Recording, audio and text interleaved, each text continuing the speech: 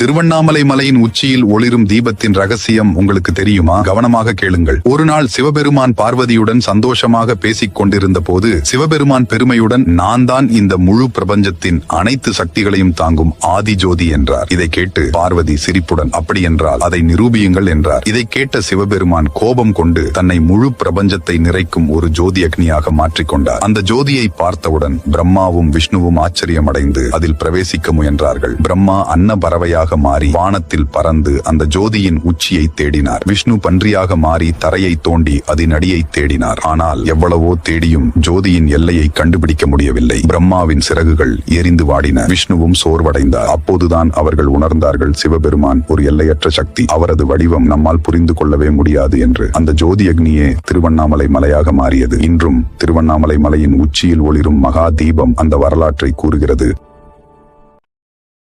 Download ShareChat.